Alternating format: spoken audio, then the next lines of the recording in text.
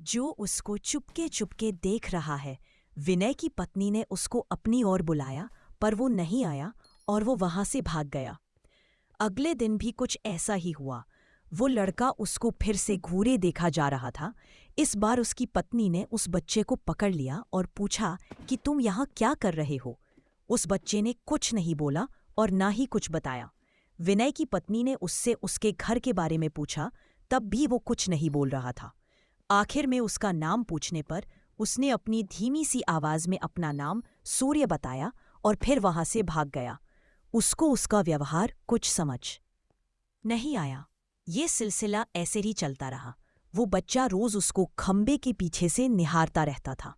उस दिन रविवार की रात थी। दोनों घर में अंगीठी के सामने आग ताप रहे थे, क्योंकि बाहर की हालत बहुत खराब थी।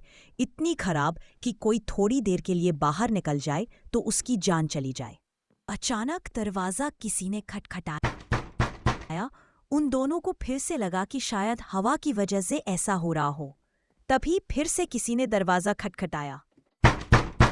इस बार खटखटाने की आवाज साफ आ रही थी। ये आवाज सुनकर दोनों डर गए, क्योंकि इतनी रात को, वो भी जान ले लेने वाली ठंड में, आखिर कौन हो सकता है। दोनों केवल एक दूसरे का मुंह देख रहे थे। अचानक दरवाजे के बाहर से धीरे धीरे रोने की आवाज आने लगी। तभी विनय ने जोर से आवाज में बोला, कौन है बाहर? कुछ देर तक आवाज तो नहीं आई, पर बाद में एक धीमी सी आवाज आई, दरवाजा खोलो, कृपया करके दरवाजा खोलो, बहुत ठंड है। ये आवाज किसी छोटे से बच्चे की थी। तभी विनय की पत्नी को ये आवाज जानी पहचानी लगी। उसने कहा कि ये तो वही बच्चे की आवाज लगती है जो रोज घर के बाहर खड़ा रहता था। विनय की पत्नी ने कहा कि हमें उसे अंदर लाना चाहिए। वो भागते हुए अभी दरवाजे के पास जा ही रही थी कि अचानक उनके घर के फोन की घंटी बाजी।